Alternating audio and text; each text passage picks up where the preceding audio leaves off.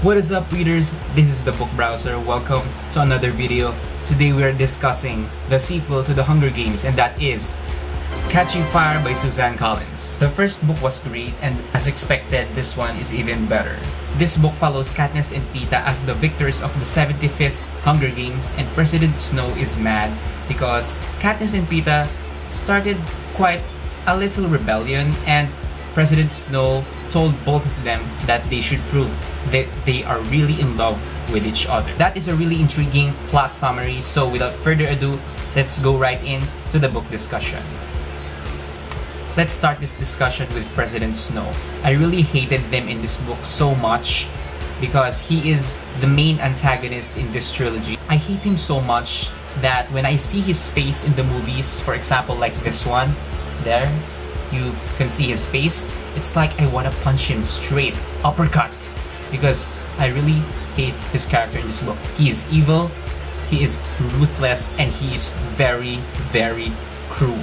Number 2, the three finger sign is very famous in this trilogy, and in one scene in this book, I really felt pity for the citizens of Panem, because when a man made the sign, there are guards with weapons surrounding them, and when he made the sign, he was suddenly attacked by the guards.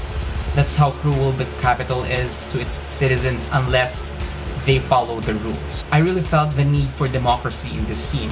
Number 3, let's talk about Katniss and Peeta. In the previous book, Peeta told everyone that he loves Katniss, and Katniss was surprised by this, and Peeta thought of this in order to win the 75th Hunger Games. And what happened is that they became a strong duo, that the citizens of Panem wanted to start a rebellion against the Hunger Games, and President Snow was mad because of it.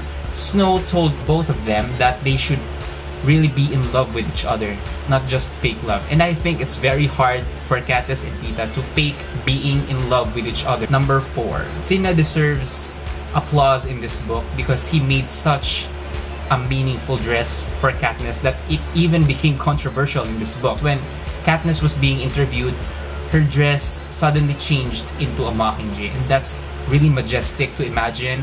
And when you have seen the movie, it's even more majestic. Number 5, I am intrigued in the Katniss, Peeta, and Gale love triangle, and I am really curious on who will Katniss choose between the two of them. Number 6, when I read the part when Beatty says TikTok, I didn't understand her until Katniss thought about that.